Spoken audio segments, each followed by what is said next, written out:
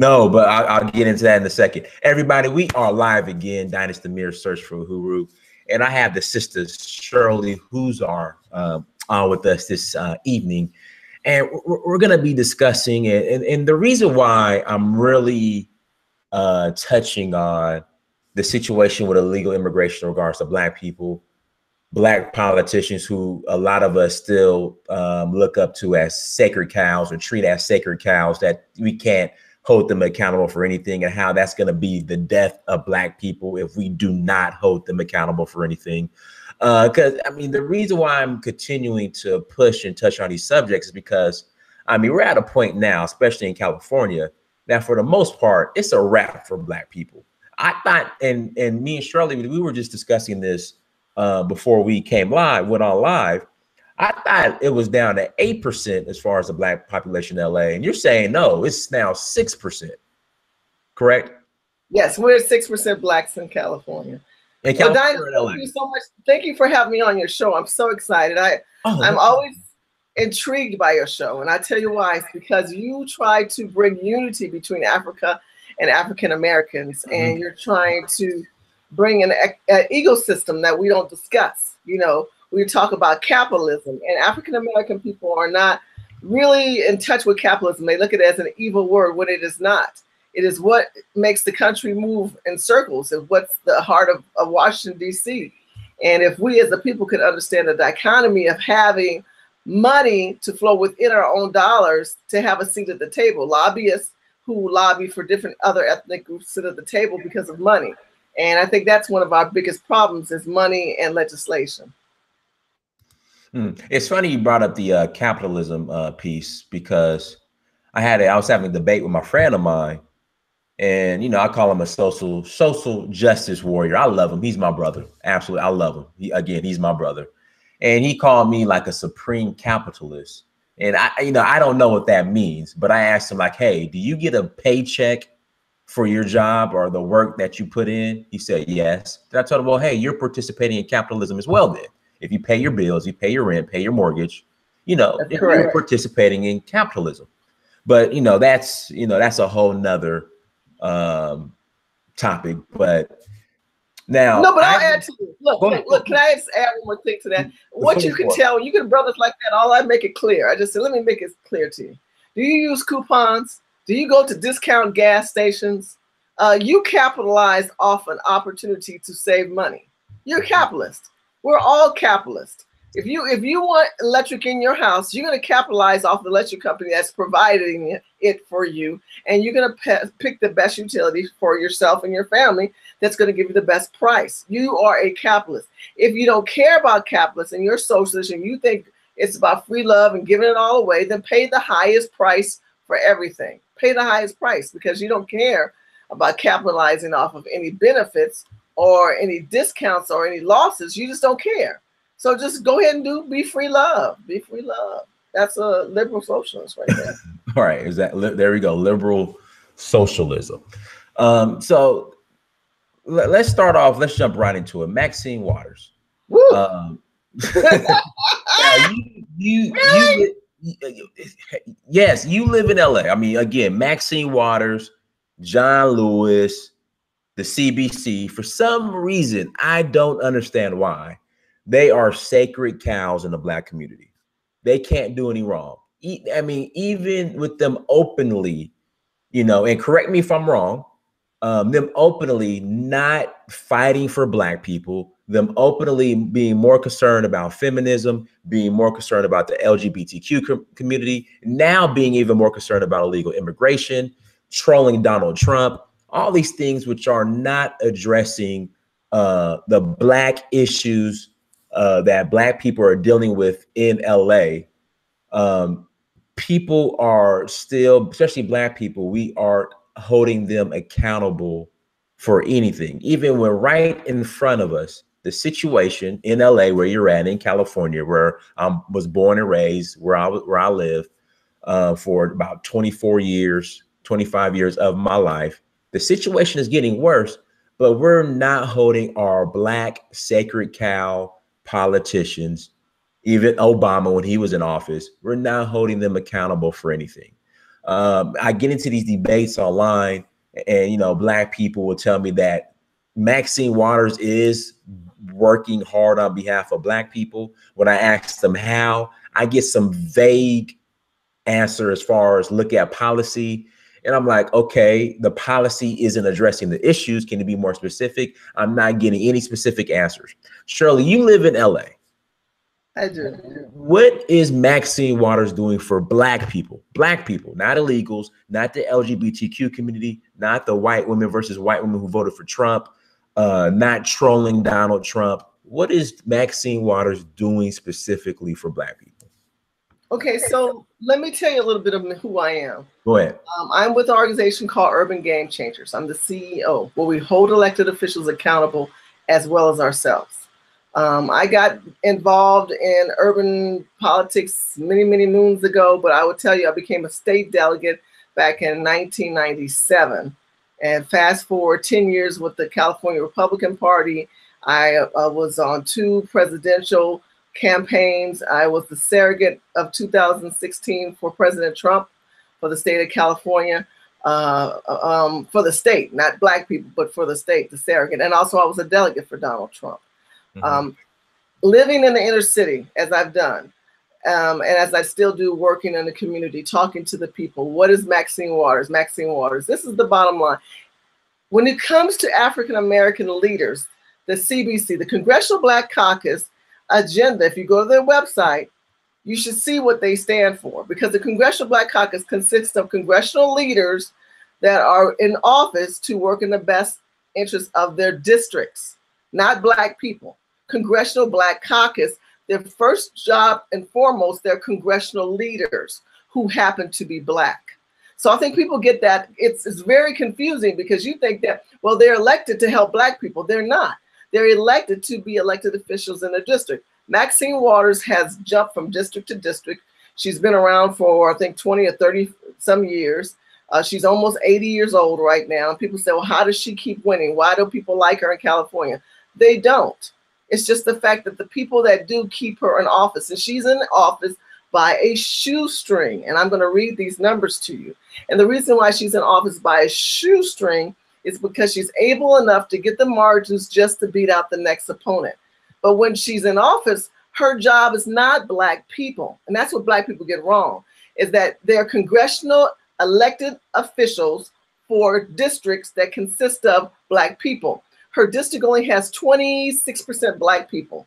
Okay, she's in District 43, so correct me if I'm wrong. It's about 23% Black people, and I think 40-some percent. It's a larger percentage of Latinos in her district. So she's pushing the suppression of Black people in her districts are less and less and less. She was in the district where Karen Bass was in, but as a congressional leader, she shifted, and they split our districts in California. And when they redistrict, her district consists of Torrance, it consists of Carson, and certain areas that have a little higher margins of Black people. But let's look at, I want to tell you her numbers, and the numbers tell the story. That's why I'm not addressing your question yet, because I want you to understand the numbers. If you understand the numbers, then you understand the rhetoric. If you don't understand the numbers, then you won't say, well, why is she in? How does she keep doing this? She recently had the primaries, right? The primaries that just passed recently with Maxine Waters in it. Maxine Waters received, hold on, I'm looking at my numbers. Maxine Waters received 71.6%, 71.6% of the race. Omar Navarro, who came in second place, who's a Republican, came in at 14.72. Now people go, wow, she got 71%. How those 71% people? Here's the clincher. Only 41,789 people voted for her. 41,000, not 50,000.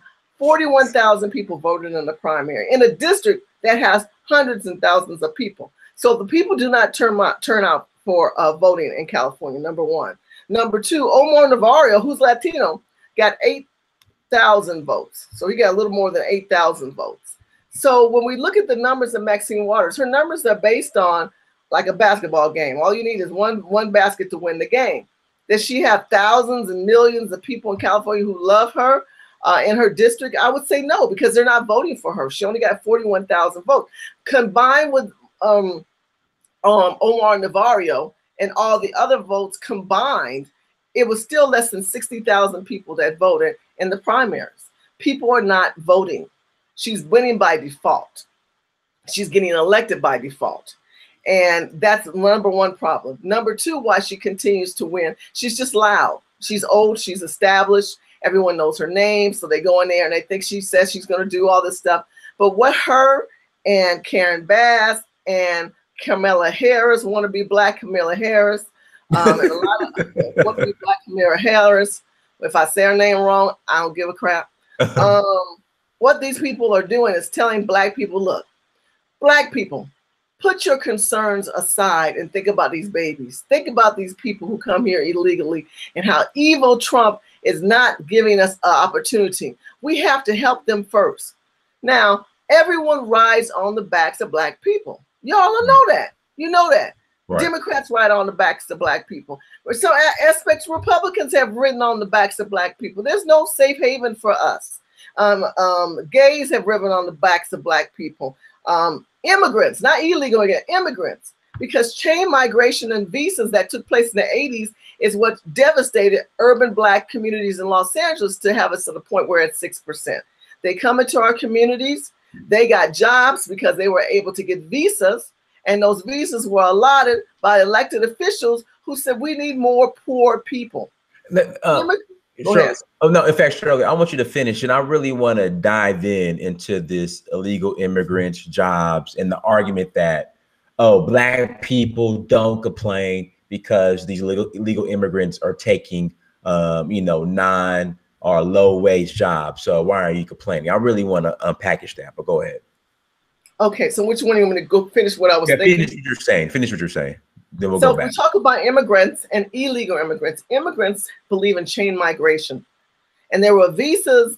And I wrote an article about this of visas that these people were allotted so that they could bring their family and their family of next of kin into this country. They were able to purchase franchises like 7-Eleven, like Subways, and all these other little markets and these cheaper franchises, and then they would bring them in our community, and then they would push us out. Or, for example, they would come in the 80s where they would do import-export. A Chinese lady moved next to my cousin or my aunt who used to sell clothes. My aunt says, you know what? I got the same thing. Oh, no, the Chinese lady has the same thing at half the price. How could she? I got it wholesale, and I'm only adding $10 more on. Well, the reason why is because the Chinese lady would take the clothes. She would take the clothes, send them to China. They would copy what we make, copy what black people make in the community, and then they would sell it to black people at half the price. So they were importing and exporting and stealing our intellectual property rights, our rights of creativity, and our rights of what our styling was. And so they learned it enough, just like when they took over the hair industry. And so now the Koreans have that. When that was Madam J.C. Walker, and we were the ones who were able to control how we do with our hair. So import, export, illegal immigration, devastating. Wow, you just brought up something in the hair, because Madam C.J. Walker was pretty much, I mean, she founded, started the black hair movement as far as products. Yeah, and you just really touched on something. And she was the first woman millionaire here in America? First woman who happened to be black. Okay. So I always clarify that, because they said, oh, she's the first black woman. I said, no, she was the first woman who happened to be black, was a woman called Madam J.C. Walker. So the Koreans came in and they didn't have any skill sets, but they knew there was something that they could capitalize off of, and that was hair, because they had hair. So we wanted their hair. We gave them our industry. We still give them our industry. Why we give them our industry, I have no clue. There's some other people I've been talking to, and I may do a video in the future. But, they set up shops next to other black hair shops. They called the police on our shops. They did one on Oakland like that. It's horrible.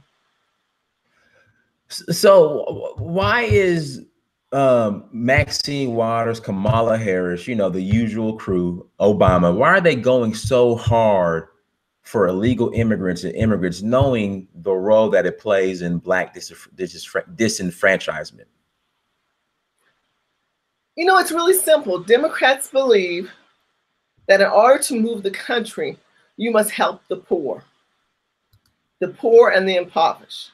We must help those people. Black people don't think they're poor. Black people are not poor. Now people say that I have arguments on this one, and I'm gonna clarify this. We're not poor-minded. Now we might be not wealthy in commodity. We may not have the 1% money of Black wealth in the world. We might be barely struggling, but we don't think of ourselves as an impoverished nation of people. And because we don't do that, the Democrats can't continue their rhetoric on let's help the poor, let's help the poor, because Black people aren't poor anymore. They think they're equals, or they think they have opportunities, and many of them have become millionaires. Who can we bring in this country to push down the narrative of middle class and build up the antic of poor again? Who can the ACLU go behind? Who can the Urban League go behind and say, we've got to push us away and help the poor of the poor? Well, let's help illegal immigration.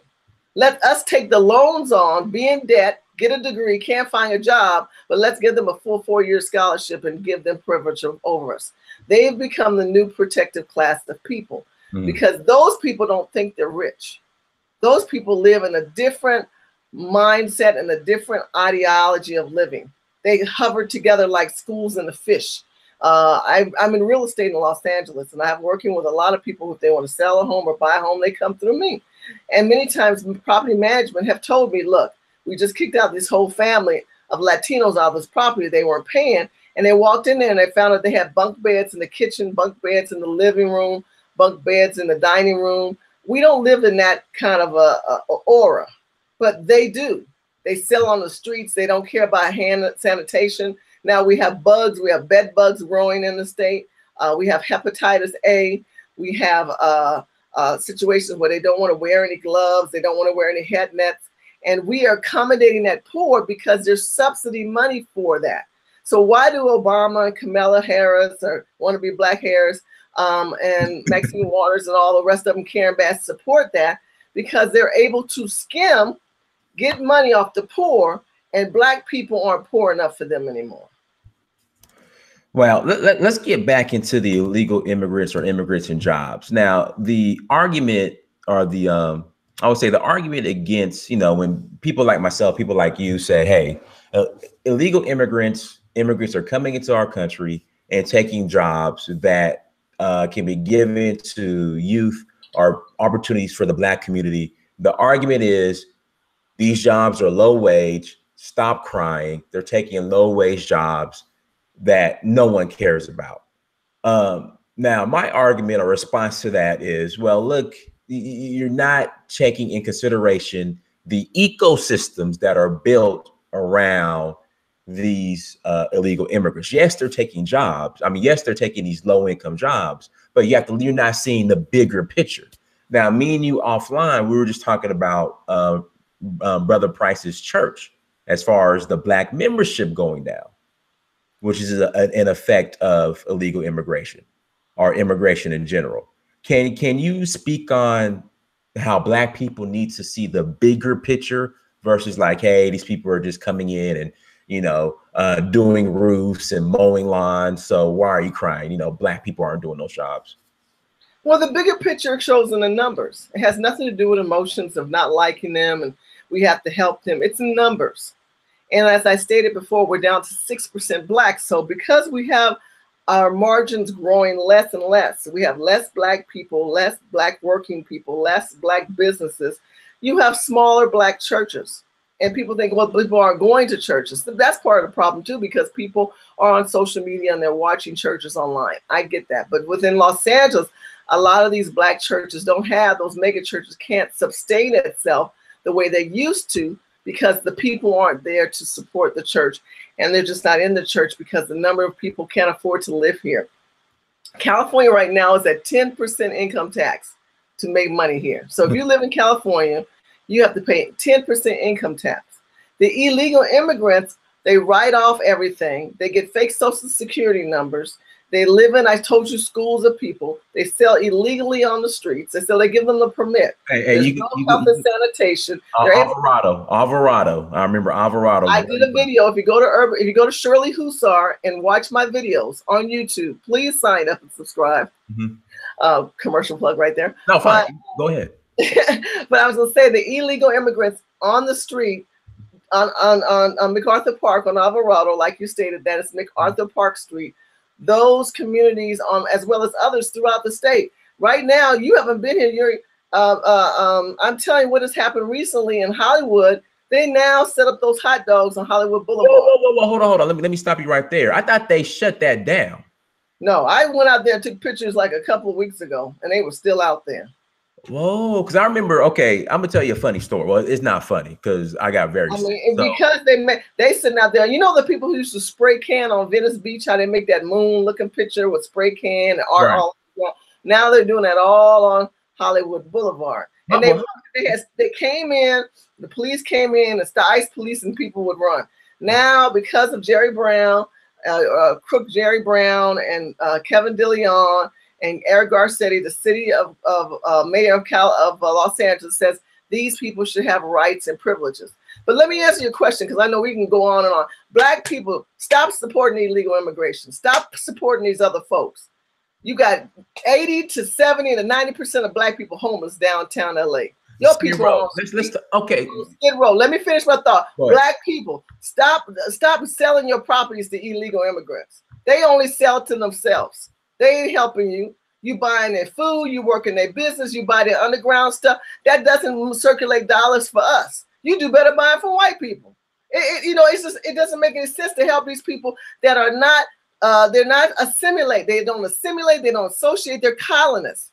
They're here to colonize this state and make it like Mexico, like Tijuana. They do not want to work with you. You keep having compassion. You giving your goods to the poor. You planting your seed in poor soil. Stop helping these people. Start waking up and listening to us who are suffering in Los Angeles. And don't listen to those elected officials. They're crooks. Maxine Waters is a crook. She lives in a $5 million house. Kamala want to be black hair. They ain't even black American. The girl got all kind of other stuff in her. And she can just wear short dresses so she can get attention. I mean, these people are playing games on your people. Your people are hurting downtown LA. Whole black families. I interviewed a family with 5 children. These people had 4 to 5 kids on my YouTube channel. Go look at that. On the corner, asking for help. But the Mexicans, they help him. I got a baby. I got a baby. They hold their baby up. They hold their baby up like some hedge. It's like, first of all, we got children. What about our children? What about our black men that are incarcerated? What about the children you playing here, parenthood telling us that we need to abort our baby? Why does the Catholic Church stand up for them and don't stand up for us? We got to stop. These people are stepping on civil rights, which is wrong. They're stepping on legislation that was governed and given to black people, and that's wrong. And it's just infuriating. It's infuriating. I'm sorry. Oh, no problem. No problem. Everybody, we have 110 people watching. Please get the likes up. The least you can do is like and share. Shirley, I'm gonna tell you what woke me up. I had a program called Project Peanut Butter and Jelly. Okay, I would go to Skid Row every Sunday. I started this program, me and some friends, back in 2008, and I did this program from 2008 to 2014. And you're absolutely right. It was primarily 80 to 85% of those people who were in line getting food were black. But again, you don't hear Eric Garcetti. You don't hear your boy, the governor. You don't hear Maxine Waters. You don't hear Kamala Harris addressing this issue. This is a state of emergency for black people on Skid Row. But you won't hear them speaking out about it. Another thing, too, as far as the hot dog situation, when I first moved to LA in 2008, I ate one of those hot dogs with the bacon wrapped around it and got almost damn near died. I got food poisoning, lost about 30 pounds, 30, 40 pounds. It was bad. But from my understanding, they banned it. Oh, no, that's not. They're back. They're on there. They're out there like groves. But you know what? Let me tell you the real answer. Some people can't handle this, but I think you can. Go ahead. There's no profit in the cure. True. No, you're right. There's no profit in the cure. If the Democrats could cure, which they could, this issue of illegal immigrants and perpetually blowing up the poor and stop all this and enforce law, you can't sell on the street. You can't come over the borders illegally. You can't live in houses like 5 to 10 families in one house. All this would stop, but they won't make any money. There's no profit in the cure. But you know what's crazy, Shirley? Even though the population of Black people in LA is shrinking, I promise you, when I would go by that courthouse off of Hill Street, okay, that line wrapped around the building as early as 8, 9 o'clock in the morning, I would see nothing but Black folks. But then you have illegal aliens who commit crimes, who kill people, who they won't even lock up, or they lock up, they get off. If we as the people don't start uniting and not letting white organizations act like they're conservative. I'm a conservative, okay? Now, I know that you may not be a conservative Republican like I am, but I'm a conservative because I believe in capitalism. I believe that we need, as Black people, need to identify that we are Black Americans, okay? I'm a child of the indigenous slave tribe. My people have been here for over 400 years. I was able to trace back so far. I'm up to 1854 and going back even further. I just even had some more ancestry information checked out on my family. So I would say this to everyone that is out there. You need to wake up and get woke, because these people don't think nothing of you. This country was built by conquistadors. This country was built by Europeans who designed it not for Blacks or foreigners, because they were called foreigners. It was Black, white, and foreigners, okay? Then all of a sudden, everybody's Black. Even the Africans who come here, no offense to your African people, but now you Black, but some of them don't want to be Black. I'm not Black. I'm not like your kind of Black. I'm from this island. So I got to hear brother tell me how he ain't Black, like I care. You know, come on now. When Pop pull you over, what do he call you? African man? No, he called you another Negro like everybody else in Los Angeles. You're going to deal with the repercussions of being in this country because of the foundation that was laid by the ancestors who sold us all off. And now we all have all these other genes within us. We're not pure anything. If you live here, you're not pure anything. But you didn't come here as an immigrant. You came here as commodity. And they still commoditize off of you through legislation that was written to protect you. But because you don't act upon those protection, they do, like the gays did, and everyone's claiming to be a victim. I'm a victim. See my baby. See my baby. Oh, I got babies. Keep your damn legs closed.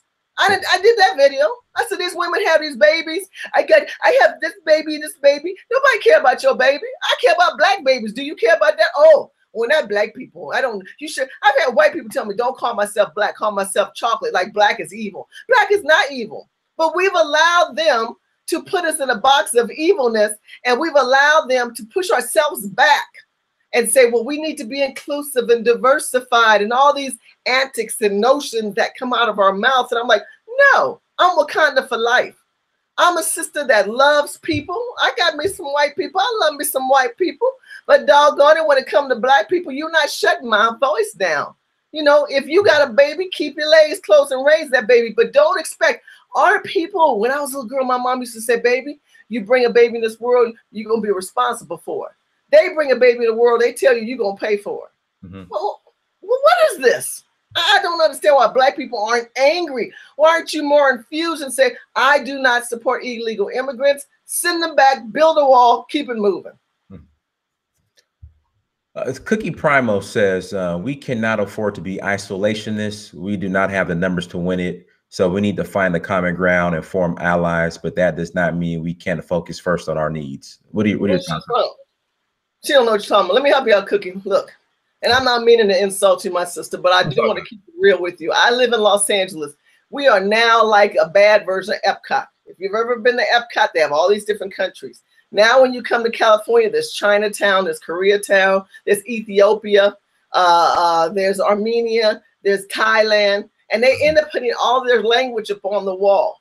They're not inclusive. They're colonists. Right. You keep talking about diversified and opening yourself up. You're opening, they're taking, and they're not giving anything back in the cookie jar. Golly, thank you, Shirley. Can you please repeat? You're opening, they're taking. You're opening, they're taking, they're not putting anything back in the cookie jar. And you're supposed to feel sorry for them. I feel nothing from you other than go back and fix your country. Fix Mexico. Fix Israel. Fix whatever you got. But don't come here and tell me your story of your burden because you open a leg and put 5 kids out and you got a bitch on the side. I don't care. What I care about is that Black people stop trying to be inclusive, diversified. For what? Because these people are conquistadors themselves. They're colonists. They're conquering black communities. Let me tell you what else they're doing. You ain't been here, my brother. Since 2000, I haven't been back since 2014. Oh gosh, it's the same so much. Oh, are you serious? Oh God. Well, I know it has, but go ahead, tell me. The Chinese people are driving in the black community in buses that are dark. You can't see inside. I've been told that people tell me, Shirley, people call me all the time. What do I do? And I'm not Jesus. I just try to come up with some kind of solution. If I can, I tell them they got to pray and they got to figure it out. Because our team is out 24 hours learning things. These Chinese people are knocking on old black people's doors saying, I'll pay you 3 times the amount of money you have for this property. Get out. And they're coming in groves. They walk up and down the street, scoping out the neighborhoods. Chinese families walking up and down the street, harassing old black people. They've got, in Boyle Heights, the immigrants, the MS-13s are bombing black communities. Right. In Sacramento, where you're from, just I think a year or 2 years ago, the MS-13 got paid $1.5 million to keep peace in the community. The city council paid the gang members $1.5 million. About that. $1 million, $1.5 million. So when you talk about let's be inclusive and diversified, ain't nobody giving 1.5 members to the Blood and the Crips. Give 1.5 million to the Blood and the Crips, we be good. That ain't gonna happen. Give us our own section and tell me that you ain't gonna stop us from being a Black Wall Street when you know already Crenshaw's gentrified, you know, so you can forget that. You can forget that. You know, it's already got, but money talks. We don't have lobbyists, we don't have money of business owners who are talking in our best interest. And we don't need black faces of conservatives or Democrats saying that they speak for black people when they work for white people.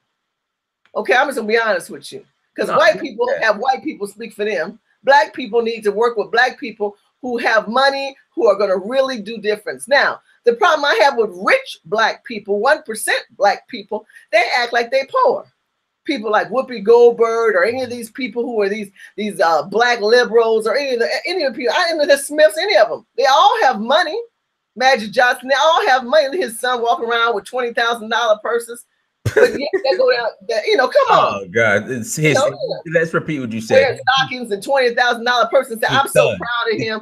For what? For sucking dick? That's what I want to say. I'm sorry, I don't mean to be it's wrong. All good. No, keep it real. His son. I'm just being wrong with you. California is full of corruption and immortality. We're immoral. We don't have any values. And when it comes to black people, it's about me. It's about me getting mine.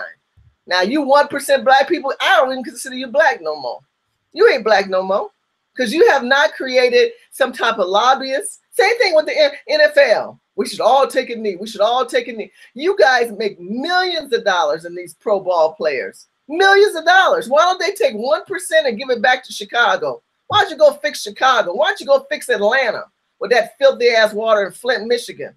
Why don't you go fix all this stuff going? You ain't trying to help those communities because if you are, don't come up and say, well, we gave them a chicken dinner and a turkey at Thanksgiving. Right. Black people just don't need to keep eating.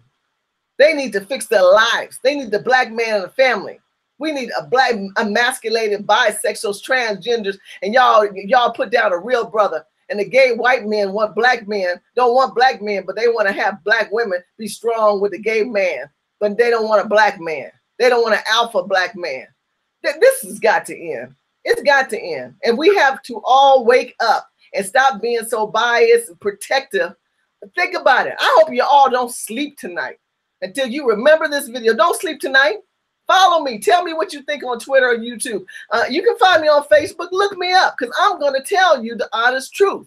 You should not be sleeping knowing that your own people are homeless or a black man right now is getting raped in prison because he's been converted to a system that the government and part of these liberal progressives want to see our black man become.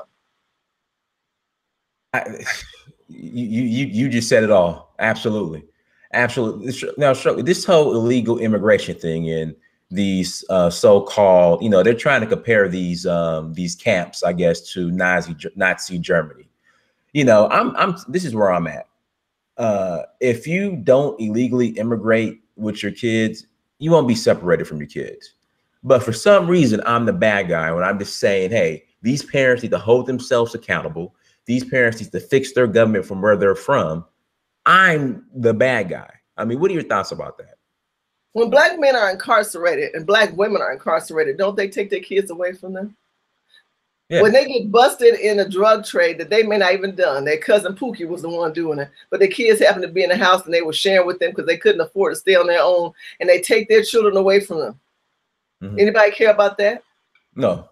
No, nobody cares about that. Nobody cares about the incarcerated sister or the sister who gets busted with drugs or a family member gets, excuse me, nobody cares. So now you want me to care for people who came here illegally, purposely came here to have children so they can use that as a hedgeway to stay in this country. They can take them back too. President Trump just voted into office in the executive office to have illegal children and families not be separated. I am so proud of that. Take your child back with you. So when they deport you, you can take your child back. No, my kid's American. That's American. No, no, no. You can go back. But you know, the key thing to my thing, if you just stopped all this federal funding towards these people, stop giving them free food and free this and free that. Stop giving them Section 8. Stop giving them EBT cards. Just don't give them nothing. They come here with nothing. They have to earn their way to get something. And people say, well, what about black people been here for 400 years? Stop comparing yourself to people who are less than or skillless. These people are skillless. They steal your skills. They stole your construction skill. They stole your stores. Everything that you see them doing, black people did before they got here. We ain't got to go back to Black Wall Street. We can just go back 20 to 10 years ago. These people are stealing your trades and you are protecting of them. You should be ashamed of yourself as an African-American person in this country. You should be just ad-libbed at what is going on in this country. And I don't care about their kids. They should have kept the legs closed, like I said before. If you're going to incarcerate a black man and a woman and took their kids away, and social services will find just reasons to take their kids away. People have been taking kids away for us for a long time. This man, white girlfriends, they did a YouTube video on Facebook. I saw it trending. The man was crying, holding the baby because the girl was in prison. She got out and the state told him he had to give the baby back. And the man was raising the child for a couple of years. Then all of a sudden she got out of prison. They got to give the baby back. She shouldn't get that baby back. He raised her. But they took the baby away from him. Nobody was crying for him. So no, they don't want to assimilate. They don't want to associate. They don't want to put in. We say black and brown. They don't even say black. They look at you like you less than. And these people ain't nothing but 5'4". Right. Maybe 4'2". Excuse me, 4'2". So why, okay, Shirley, why are all these entertainers, athletes, black politicians, why do they continue to push this black and brown coalition? But like you said, the brown's not pushing the black. I think a lot of them just don't do the homework. I really don't. I think that everybody, we're more Democrat than we are black. Mm-hmm. I mean, I'm a Republican and I'm more black than I'm a Republican. Mm-hmm. And I say that with honest truth. I think a lot of people, oh, I'm a Democrat and we help people, and we do this, we do that. And I'm thinking, but what about just talk about from a human family, black family perspective, the black man, the black woman, the black child, the black grandparent, the ancestors. Can we stop right there? Can we talk about a unity? Can we talk about commodities of trades and goods that each person, what do you do for a living? What do you do for a living? Can each family member help you grow your village? Can you say? But we don't get that from celebrities. Celebrities already have made it. They're 1%ers. Black celebrities don't feel any pain. You think that Will Smith is feeling any pain that you feel? Do you think that Magic Johnson, Irvin Johnson, or his son who carries those $20,000 purses or $40,000 purses, what pain is that? And they want you to understand their pain.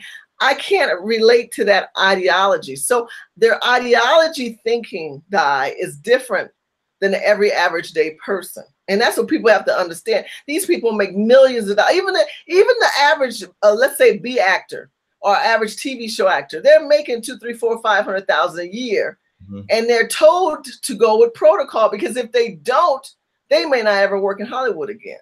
They don't have any cash flow that is consistent. That's why I tell people, read Kiyosaki's book, Rich Dad, Poor Dad. Go buy that game, Cash Flow, and understand you need to have revenues coming in. There's certain black people that get it. They have revenues coming in if they work or they don't. But most of these entertainers don't. So if they go against the wave, they may not work again. And I think that's another problem there. Okay. So some people in the chat room are saying, okay, why are you a Republican? Because in my honest opinion, neither Democratic Party, nor the Republican Party will ever serve the best interests of Black people in totality. So why are you a Republican? That's the question I have, and that's a question many people in the chat room have. I am a Republican because the Republican Party believes in less government and more empowerment to the people. You have choices: Republican, Democrat, Independent, Green Party. Everyone has a party they can choose. I choose not to be with a party that continues to suppress my people in the highest manner. I choose to be with a party that talks about opportunity of economic wealth, that does not believe in government expanding. That's why we have a president that talks about tax breaks. That's why we have a president that talks about self-independent empowerment. And so for those who are wealthy, they get that. And those who want to be wealthy get that. We as Black people, we have the wealthy mindset. We just don't have the liquidity or the assets for it. And the way we do that is by hanging around wealthy people. Well, most of the people I know that I know of a higher realm of millionaires and billionaires, they are Republicans. And if they're Democrats, they'll tell you things that I'll say, you still a Republican in your thinking. But why am I a Republican? Republican Party was the first party to give Black people the right to vote. The Republican Party believes that you as an individual can be empowered with your own business. You don't have to have the government nonprofit. You don't have to be looking for subsidies and programs. Government Republicans talk about LLCs, S corporations. Republicans talk about other people's money to build your business. Republicans get together and we talk about ways of trading of commodities and goods, import, export. Those are terminologies and antics that I want in my DNA. I don't need to be saying, well, how do I get the government to do this or that? And why isn't that program working, this or that? You have to hang around people you want to be like. And I want to be of a certain statue. And in order to do that, I've got to hang around people who have that. Okay. Let's see here. Look, what else we got here? Let's speak on real estate. So from what I've gathered, and you kind of, somewhat confirmed it, does China pretty much own California? China does not own California, but they've got a good chunk of it. Look, California real estate is really controlled by immigrants and chain migration.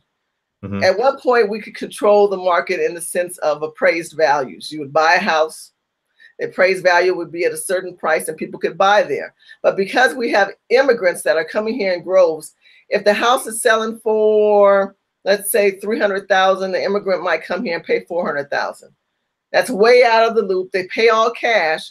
Then it's very hard to compete with all cash. There was a new article that just came out today, or on the 30th, June the 30th, New York Times. Please look it up. It says that San Francisco middle class income poor is $117,000. $117,000. How is that? Now, I'll tell you how. Because there's no middle class. There's the wealthy and the rest of us. And the middle class, who are like us in the middle class, we're being pushed out. I think I was sharing with you, I'm doing stuff here and in Texas because California income tax is at 10%. So, these people come from this foreign country, their dollar is worth more than our dollar, so they can stretch your dollar off further. And now in California, in 2018, licensed realtors don't have to be an American citizen. You can be an immigrant and be a licensed realtor in California, which means if you're in China, you get your real estate license, you never have to even be in America. You can sell a Chinese person another property in California as an immigrant because you're a licensed realtor, and everything can be done through DocuSign. You never have to see the property. It can just be based on you needing to move commodity from one chain of the world to another part of the world.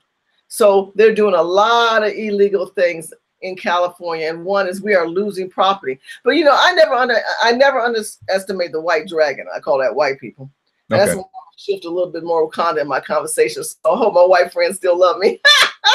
Look, when it comes to understanding white America, they got that two-headed white man dragon. He is not going to let these immigrants or Chinese take this country over because we have a thing called eminent domain. And that means at any point they can go, you know what? We want to build a university right here. So we're going to do an eminent domain. And they said, we don't want your university. We're going to stay here. Nope. We've got a majority landholder of share, and they will pay you pennies for the dollar of what your property is worth. And you will have to sell that to whoever that shareholder or whoever owns that land, the majority, to do that business to supposed to embetter the community. So, you know, right now, the Democrats are pretty much giving the state of California away. Older black people are being bombed. I told you right now, they're knocking on their doors. We're being forced out. We have genocide going on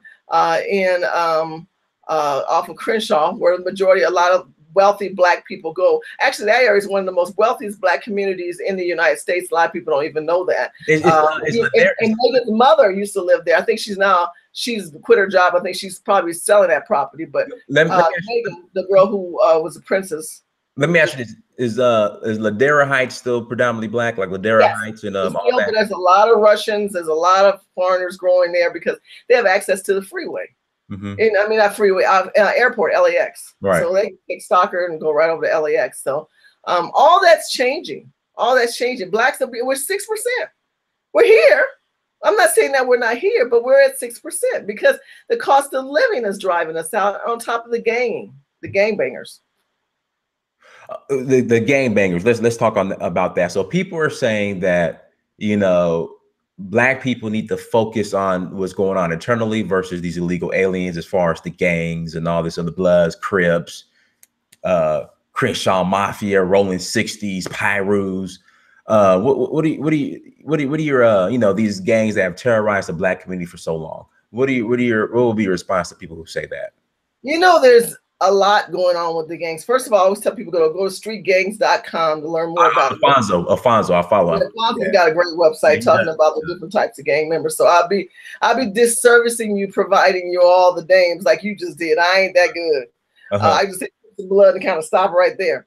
But I will tell you this much: most of the MS-13s are tied in with illegal immigrants. Right. What happened to Kate? What happened to Jamil Shaw? African-American young man walking home from school, illegal immigrant, just got released from prison, was threatened by his gang members to say, go kill you a nigga. Find the first one you see and shot, and it happened to be Jamal Shaw, who's African-American, who was taken out. Kate, I can't think of her last name, white girl who was killed in San Francisco. The guy stole a gun and was waving in the air, and a stray bullet. She was walking on the beach with her father, having a beautiful day on a summer day. The Bay Area has beautiful walks, and he said she just dropped to the ground. He couldn't figure it out. It was a stray bullet that shot her in the back. She died at the hospital. Look, illegal immigrants, as far as gang members, MS-13s, these are gang members, people who come over here, and they're the unwanted. People get mad when Trump said, you bring your unwanted, your crooks, you're sick, you're enabled, you're unskilled. Those are the people that come over here. And that's who Mexico has been sending over here. But you also have Mexicans, and I'm going to give them credit for who are fighting a revolution in Mexico. Those are the ones I commend and say, hey, you're trying to cause a revolution. But we're allowing those gang members to come in our community, and the old gang black men who are in prison, who may be watching this video, you're in gang, you got incarcerated 5 years ago, 10 years, 20 years. You get out, you ain't gonna even remember, you won't even know your neighborhood. You be like, what happened? It's gone. Them neighborhoods are gone. You get back thinking you're gonna get back with your crew. Your crew ain't even around. It's a whole new world. Right.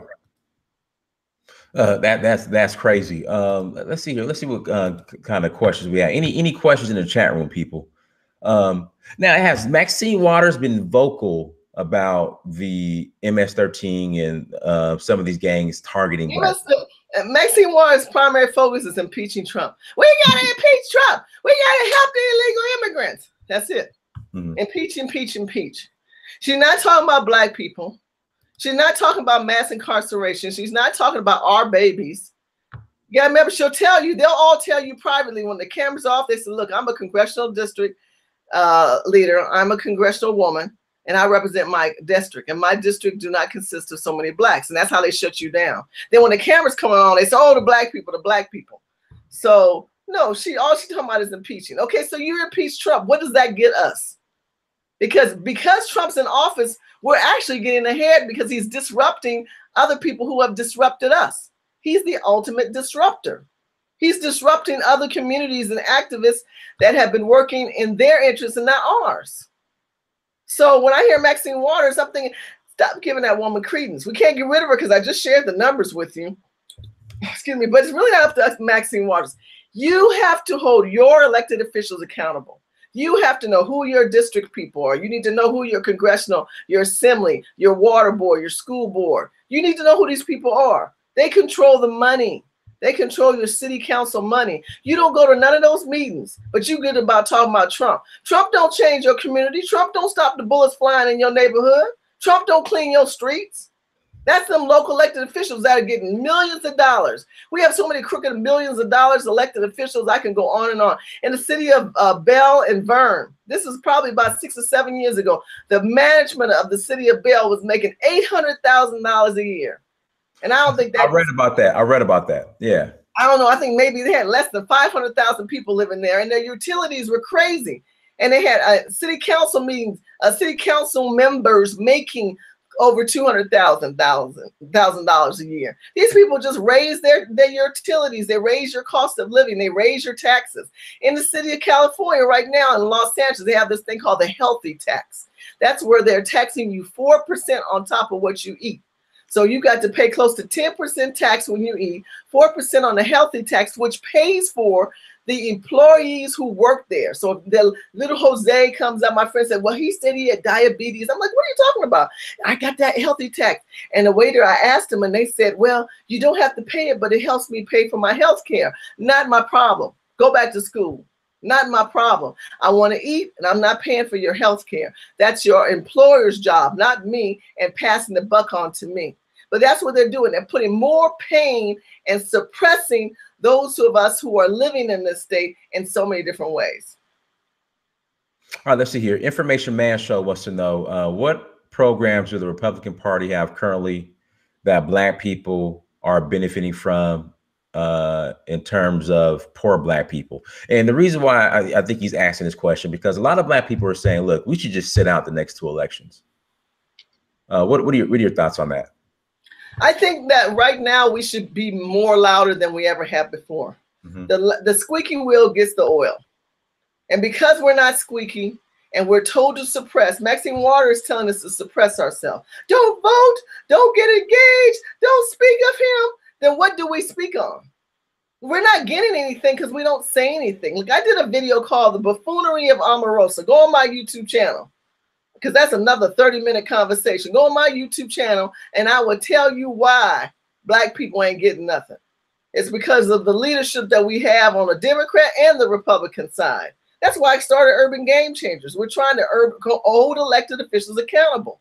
You got to tell me, what do you want? What do you want for Black people? And then first, before I tell you an answer, you got to tell me what you want. And if you know what you want, why haven't you asked the elected officials who have the power to make that change? And if you haven't asked the elected officials the power to make that change, who are you to ask me that question? All right, so Nicole Buckle in the chat room says, so I'm saying, if you want me to take you seriously, give me some facts to consider. Like you've went over the facts, but please, like, can you give some more facts on how Maxine Waters has been an absolute failure, Kamala Harris, and really our Black politicians have been an absolute failure when it comes to dealing with the issues in the Black community? Okay, well, then let's look at mass incarceration. Let's look at Black families as a whole. Do we see Black families in this country growing? How are we being targeted? Black people are targeted in so many aspects. The Black man is being emasculated. The Black liberal woman is progressively growing. But if you're a conservative woman and you've got a family, if you're a woman that just wants a good man and you want to pay your bills and you want to be having the opportunity of the American dream, you're considered one of the statistics. You're being targeted. I don't know how I can tell you. I've told you different antics. We're down to 6% Blacks in California. We don't have no Blacks in California. This is going to be moving as a wave across the country. Across the country. Look what happened with the Supreme Court justice recently. Right. When we had to deal with the lobbyists, the unions lobbying to take money out of your account and you didn't ask for it. Recently, the Supreme Court justice had ruled on, and it moved in the favor of the people, meaning that you, as a person who works for, let's say, Raytheon or any major company that's out there, and your union says you have to pay union dues, and we're taking that money and we're going to do who we want to give it to for election, but we're taking it out of money. You didn't voluntarily give it to them. They automatically took it out. Well, the Supreme Court justice, the Supreme Court justice voted recently that they can't do that anymore. They can't just take money out of your account. That you have to put your name in saying, yes, I want it taken out, or no, I don't want it taken out. That's the same thing with Black people. We didn't have a choice when them illegals came into the country, and they did chain migration, and they came into our community and our stores. You realize Black people own stuff, right? Right. You guys realize that Black people own gas stations, they own markets, they own schools, they own banks. You realize there was a point we had a community of ownership, but there were laws put in place that progressively moved these other people up. And the legislators who are in office, like Maxine and others who have been in for a long time, did nothing to help us stay up at that same level. They basically moved them up and skimmed the money off the money. They did the skimming. That's called skimming. That means that they could put a bill through and put something else in to help themselves. Look up One Bank America and look up Maxine Waters' Claw, this thing called Claw. And the Claw was a board of committee people that basically went after her and talked about what she was doing and how she was able to take money, and she's living in this big luxury $5 million house. This lady, how can you be a congressional leader making in a $5 million house? That should make you question right there. Why are you trusting these people whose lifestyle are better than yours, whose grandchildren will want nothing but yours will want everything? Why would you put those people above yourself? What more do you need to be shown that these people are not working in your best interest, but in their own? And to answer Nicole Buckles' question, before I decide to throw people's babies in internment camps, I need to see some real numbers, right? Okay, well, again, Nicole, don't illegally immigrate with your children. Problem solved. There you go. I mean, if I get caught selling dope, doing something illegally, I'm going to be separated from my child. So don't illegally immigrate with your children. And I mean, the problem solved. Right. And don't come here having a child and then say, well, my child's in America. Go ahead. I'm going to address it. It's not the American people's responsibility to take care of your child. You got me. I come from old school. You had to keep your legs closed. You had to be responsible for yourself. There's no sense of responsibility. There's a sense of delegation, and they want you to be responsible for them.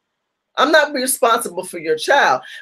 Trump just voted not to separate them, and for some reason, y'all did you not see the executive office, the order that he just signed? He just signed saying, we don't want you to have your kids separated, so that should end. Oh, they put them in cages. Did you see the fake cage that they created, saying the child's in the fake cage? Right. I mean, and it was crazy. I saw an image the other day. Remember the image when the Black girl was being protected by the federal soldiers when she was being integrated into right. school? They did a painting now with one of the, I guess, illegal immigrant children being marched, like similar to that by the and see, they hijack our movements. They're thieves. They steal from Black people. I was downtown LA. I did a video on this. They're singing, "We shall overcome." What you overcoming? You ain't got nothing to overcome. Take your overcomingness and go back to Mexico. Well, you did not overcome anything. You weren't slaves. You didn't come here as indigenous slave. You're not a child of that. You didn't come here and serve this country and get your backs and your bodies broken. There's no museum after you. They got a museum after us. What museum they got after them? You guys got to wake up. You're good people who are watching this show. I love what Di is doing, but I need you people to wake up and don't be so gullible to believe in what I need proof. I need more proof. What more proof than you have than going to the store in California and half the stuff's in English and half the stuff's in Spanish? I go to the store and half of it's in Spanish and they play Spanish music. And I ask, I went to see the King Tut exhibit. They keep talking about this exhibit. We went to Exposition Park. Now the museums are forced to put English and then Spanish. Isn't that discriminating? Well, but what about Braille? What about the Chinese? What about the Armenians? Why don't you put it in everybody's language? Why aren't English first? No, but we got to accommodate for these people. Nobody's accommodating for us. And this is the thing, again, this so-called seeking asylum. Okay, this is the issue I have with that excuse. Now, Black people, descendants of the slave trade in these countries that the majority of these illegals are immigrating from, are even more marginalized there than Black people here in America. But you don't see them illegally immigrating.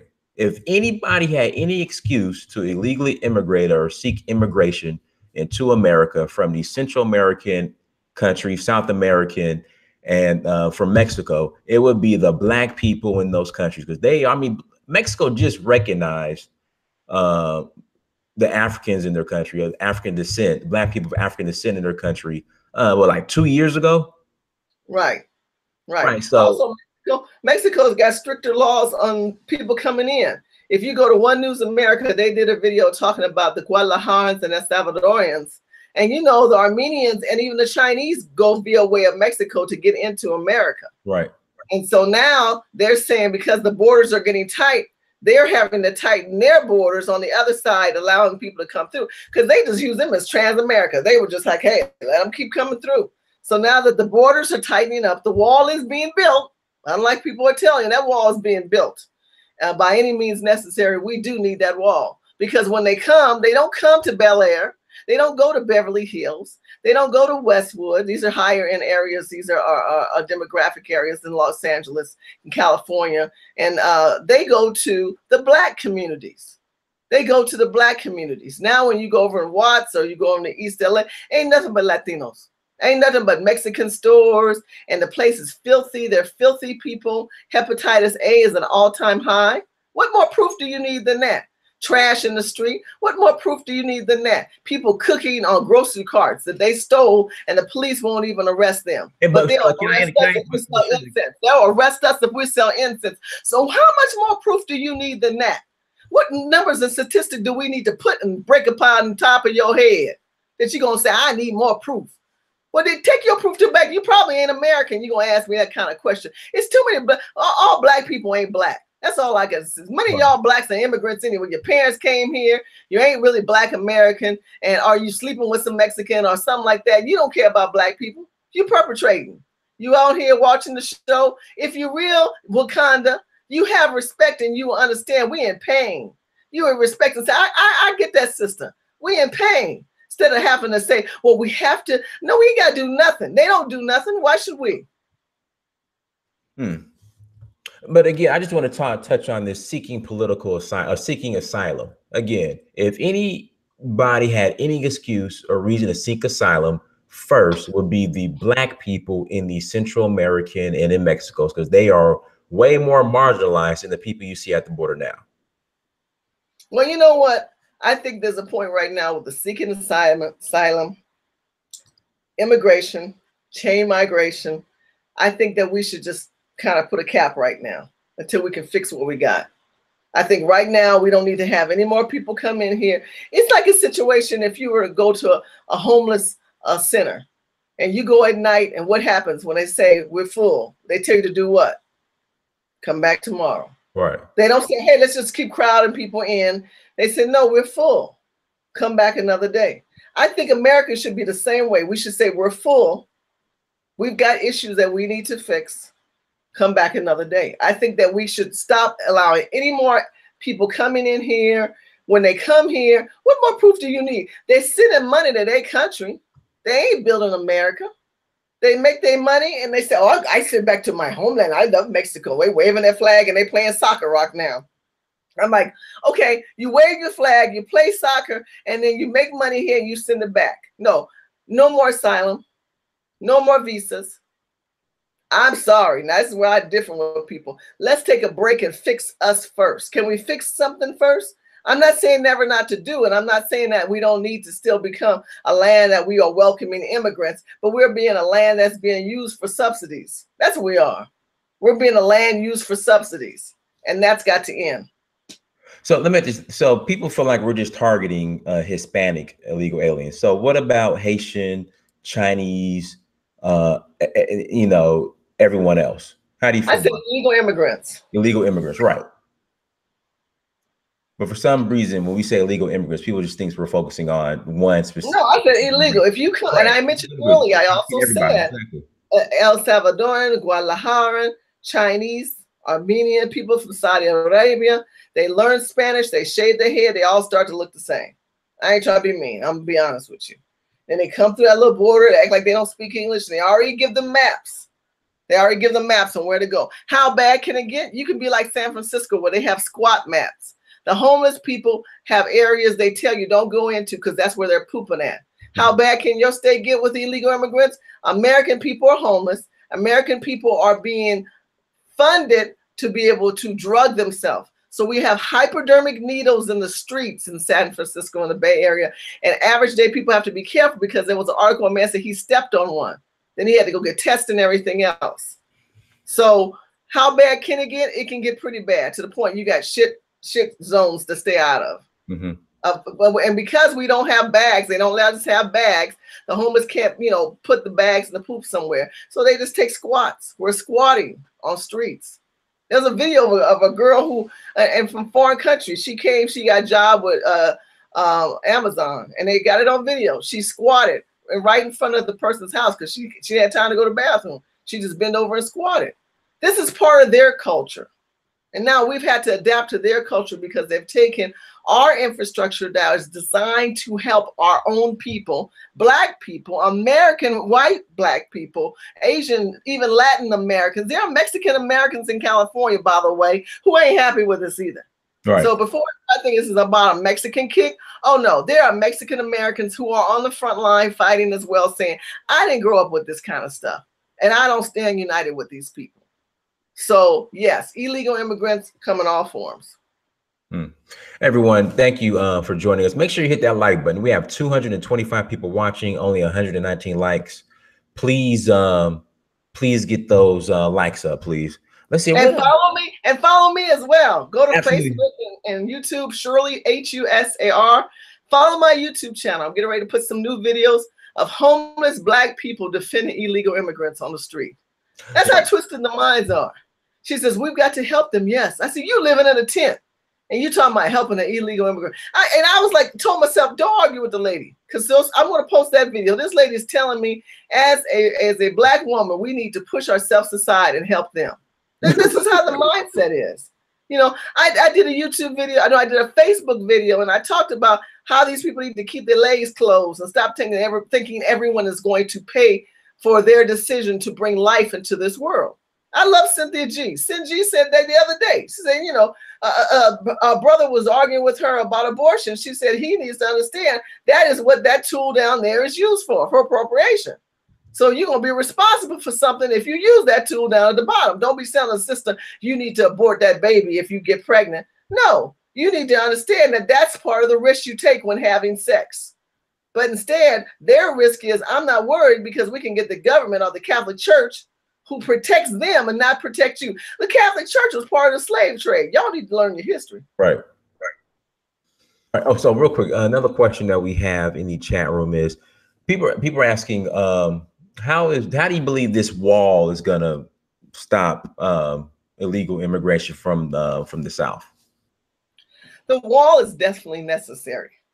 If we don't have this wall, these people feel like it's a floodgate. And we're not part of Mexico. Our infrastructure systems are designed to embetter or correct or to assist those in hard times, Americans. But these people look at this infrastructure of protection as a tool to send back money to their country and impoverish ours. If we don't build this wall, where do they go? That's why we're down to 6%, folks. Where are these Mexicans going? Or illegals or whoever they are coming here in the wrongful manner? They coming to our neighborhood. I don't want them no more. Tell them to go back. Tell them to take their mama, their grandmama, their Manuela, or however you say it, their grandparents. Take them all back because they don't add value to our community. You have to have some sense of wall. Let me ask you a question. I got a question for you brown people who like to watch this channel. Are you African, my brothers and sisters? Do you lock your door?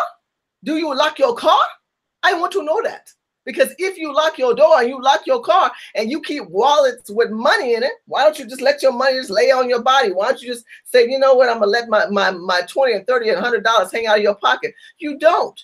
You secure what is yours. You secure what is yours. You value that. So if you value that, then why not value the country and your community even more?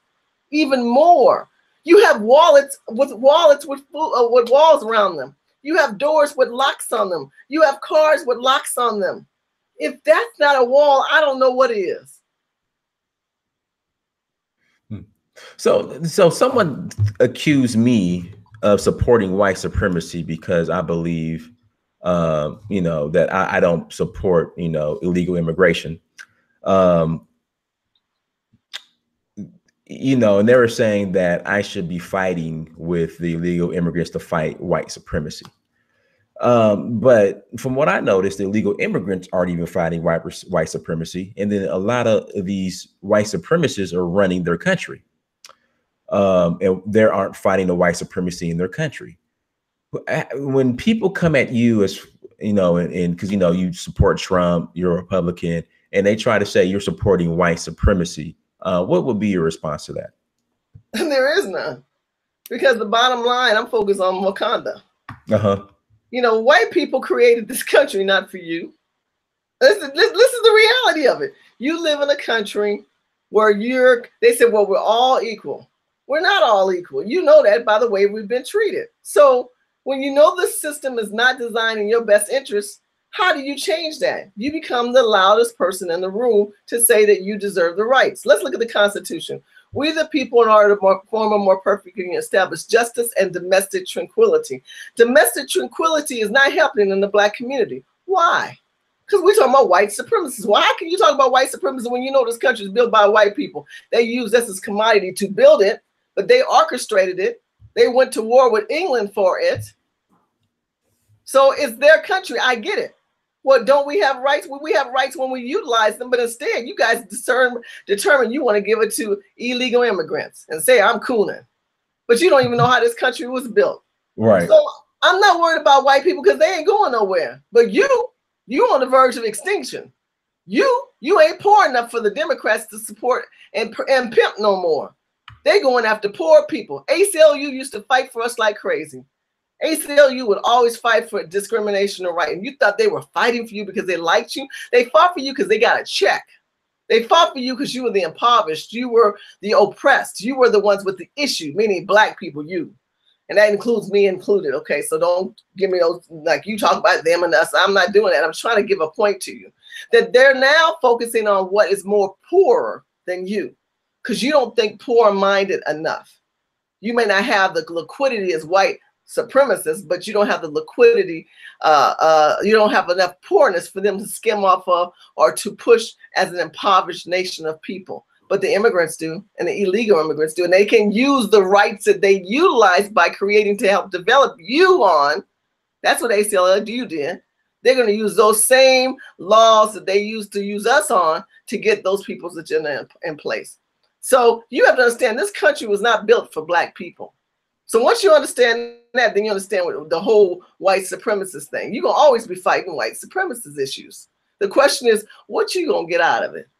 Don't worry about white people. Worry about yourself. Worry about your community. If we can start focusing on us, then worry about what white people going to do. White people going to do white people. That's just it. You know that. Look at the congressional hearings that we heard recently.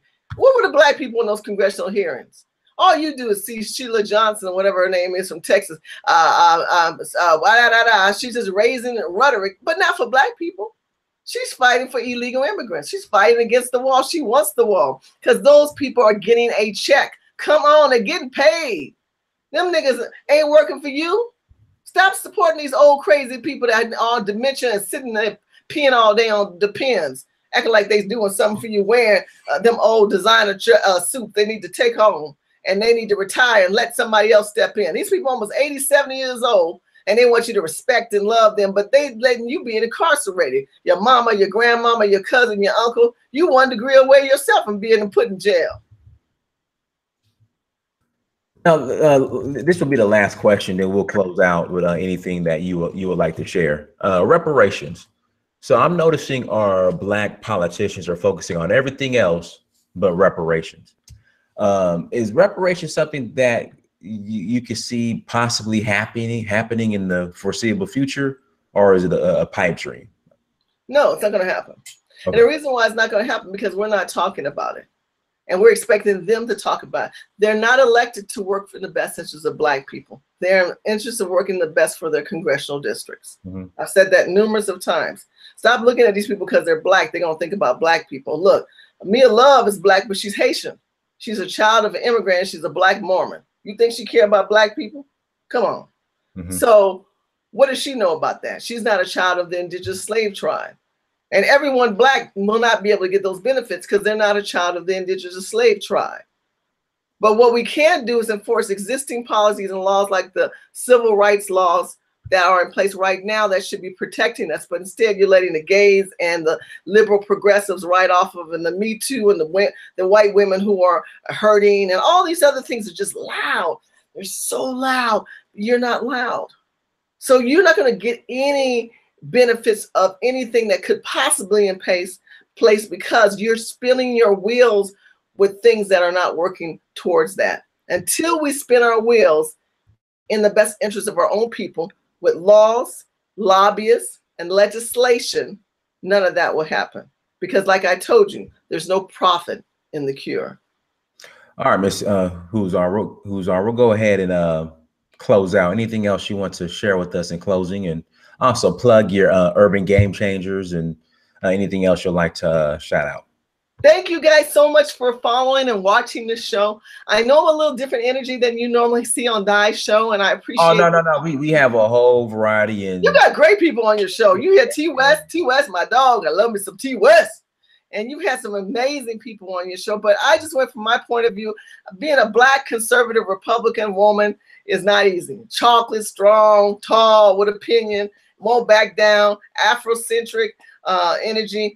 Most people can't handle that. So for those who have stayed in, who have not totally dismissed me, thank you so much. Follow me, Shirley Husar, Husar. Sign up on my YouTube channel. Follow me on Facebook. Find me on Twitter, Snapchat, and Instagram. Urban Game Changers, we're looking at doing something in October. I can't wait to tell you about that. I am working with so many great, amazing people that are out there. Thank you for all the people that you continue to support in the Black conscious community. Shout out to so many people, Nikki Green, Tree of Logic, T West. Shout out to Lovely T, Unwind, Tasha K. Those are my girls, and Cynthia G. I love my brown people, and mostly Dai. Dai, thank you so much for having me on. Diness, you are amazing, man. Gorgeous. Any hot ladies? Look at this chocolate. Got that pretty smile. Girl, you can lick him up like a biscuit. Gravy on him. Put some nice chocolate gravy on this man. Yes. Am I cougar? Oh, well. Am I cougar? Anyway. Thank you. Appreciate it. Thank you very much. Thank you. I appreciate that. Guys, I appreciate being on. You guys are wonderful. I appreciate. Let's continue to have these conversations. I would be honored to be back on. And if you guys have a YouTube channel you want me on, or if you want to reach out, you can find me. You can even email me, shirleyhusar@gmail.com. But go to urbangamechangers.com. Please sign up. Please. You guys, make sure you get the likes up. Make sure you go and subscribe to Miss Shirley's YouTube page as well. Everyone, thank you so much for joining us. Make sure you go to Search for Uhuru on Instagram, Snapchat, Twitter, and Facebook. Also go to Africa Personified on those same platforms. Make sure you go to dynasmir.com. Go to amazon.com. Search your name, Dynasmir. Please buy a book. Make sure you go to searchforuhuru.com, africapersonified.africa. Until next time, family. Shirley, I got to have you back on soon. I can't wait to be back on soon. I love your family. Thank you for having me. I got to get you back on soon because I mean these issues, definitely needs to be addressed. So again, the people are starting to wake up. So I will definitely have you back on soon. So until next time, family, peace. Peace. God bless y'all.